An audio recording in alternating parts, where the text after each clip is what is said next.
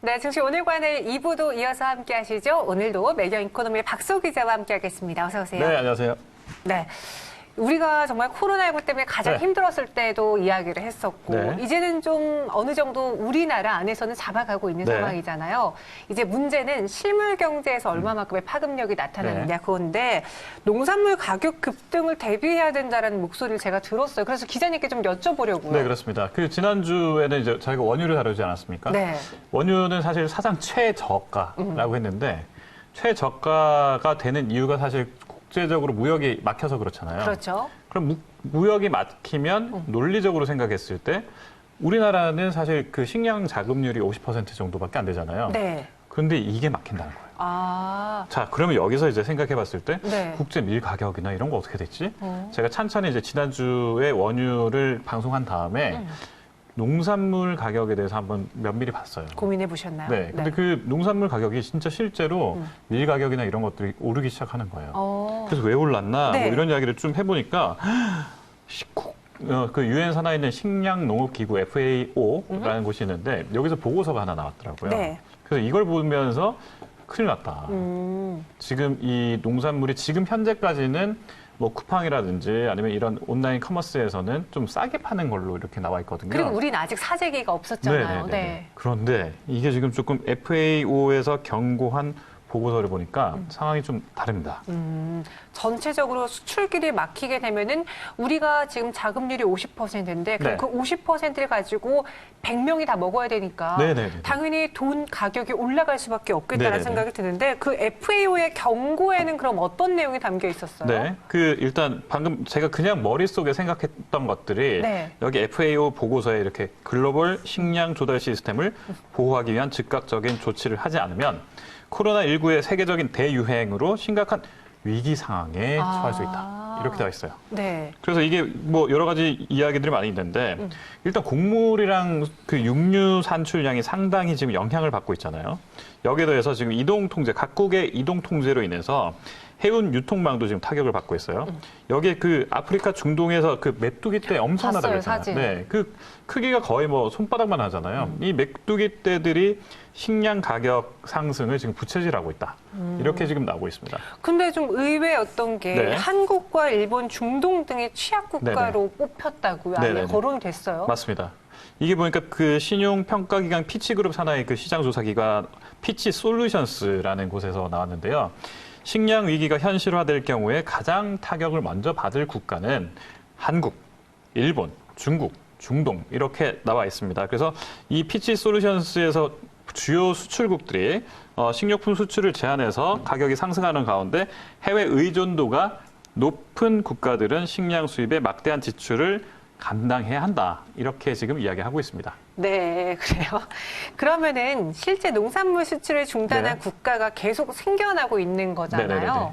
그 상황에서 그럼 베트남이라던가 뭐 동남아시아도 좀 네네네. 힘들지 않을까 네네. 싶은데. 그러니까 그 지금 인도랑 태국이 그 쌀 수출국으로 유명하잖아요. 네. 거기에 베트남까지 포함해서. 네. 근데 최근에 이 쌀 수출국들이 수출을 지금 금지했어요. 그러니까 중단을 한 겁니다.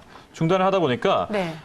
이 베트남이 이렇게 중단을 하게 되면 당장은 그 베트남 그 쌀은 안남미라서 우리랑 그렇게 크게는 관계는 없습니다만 베트남 쌀국수나 이런 곳으로 들어가는 그 기본 물품이기 때문에 이게 이제 급등세로 올라오게 되면 우리 실질적인 그 경기에도 어느 정도 영향을 끼칠 수가 있다 이렇게 되더라고요. 근데 이 내용을 보니까 베트남 쌀 수출 금지가 계속되면 세계 쌀 시장 공급량의 10에서 15% 가량이 줄어들게 됩니다. 오. 네, 이거 굉장히 큰 거고요. 네. 여기에 더해서 그 캄보디아도 지금 4월 5일부터 쌀 수출을 중단한다. 그래서 연간 50만 톤 가까이 쌀을 수출하고 있었는데 이걸 또 중단한다 그러죠. 계란도 지금 계란 수출까지 지금 중단한다 그러죠.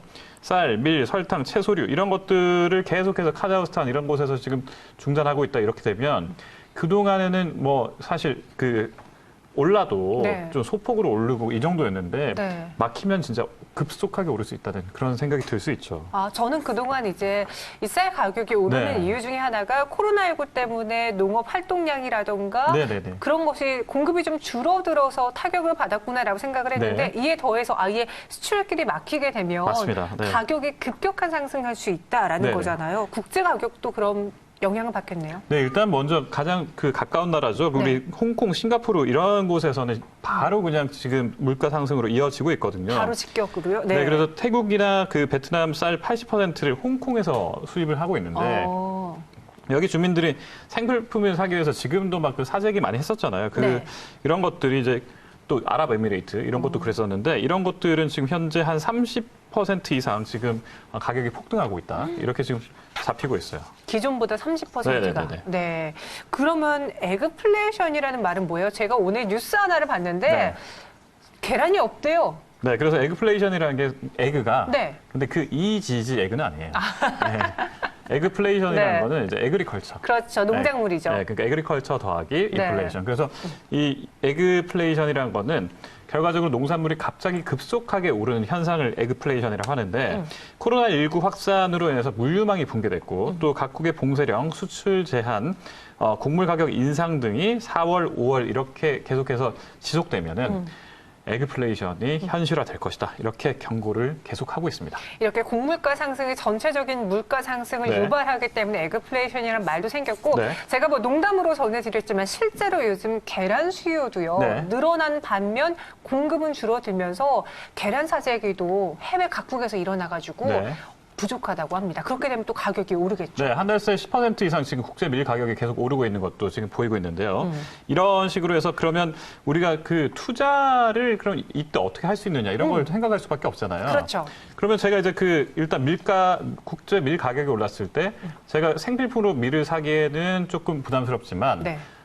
밀 가격이 오른 걸 반영된 투자 상품에는 내가 가입할 수 있겠다. 네. 이런 생각을 좀 해볼 수 있는데 이러려면 일단 그 ETN이나 ETF나 이런 것들이 지금 현재 나와 있어요. 맞아요. 그러니까 그래서 HTS에서 보통 해외 선물 계좌를 개설하시는 분도 있고 거기서 실제로 이제 농산물이라든지 이런 각종 에너지, 육류 이런 것들을 거래할 수 있는데요. 네. 이게 이제 좀 귀찮다.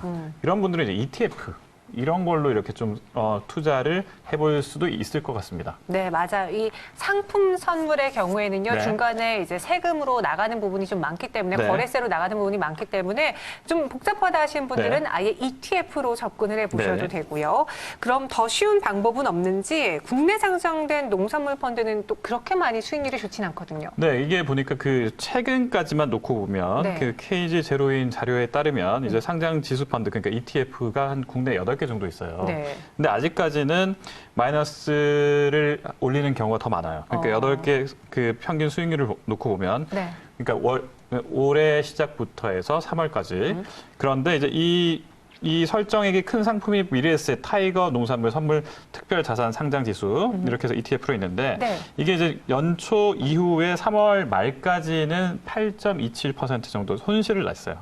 이게 또 옥수수, 밀, 대두, 설탕 등 4가지 농산물 선물 지수 S&P GSCI Agriculture Enhanced Select Index ER 이걸로 만든 ETF인데 네. 이런 것들은 이제 보통 보면 이제 원래 올라와야 되는데 왜 안 오르냐 이렇게 했던 게 있는데 이걸 보니까 이게 달러로 표시가 돼 있어요. 아. 그러니까 이제 달러 표시로 돼 있으면 달러의 가격이 지금 원달러 환율로 인해서 올라갔잖아요. 네네. 그러니까 농산물도 올라가지만 원달러 환율이 같이 올라가니까 네. 원화로 이렇게 바꿨을 때 이 기준은 다소 떨어질 수 있게 그래서 농산물은 약세를 보이는 것처럼 이제 착시 효과가 일어나긴 합니다. 그렇지만 궁극적으로 계속해서 지금 달러가 어느 정도 안정화가 통화 스와프로 인해서 안정화가 된 상태에서 농산물 가격이 올라가게 되면 네. 그럼 이제 ETF가 드디어 이제 상승 구간을 맞이할 수 있다. 그래서 지금이 어떻게 보면은 투자에서 무릎이다. 이렇게 이야기하는 분들도 있습니다. 그러니까 지금까지 농산물 펀드의 경우에는 기준이 달러다 보니 네. 달러 강세 흐름으로 인해서 이렇게 그 왔었죠. 수익을 충분히 누리지 못했는데 네.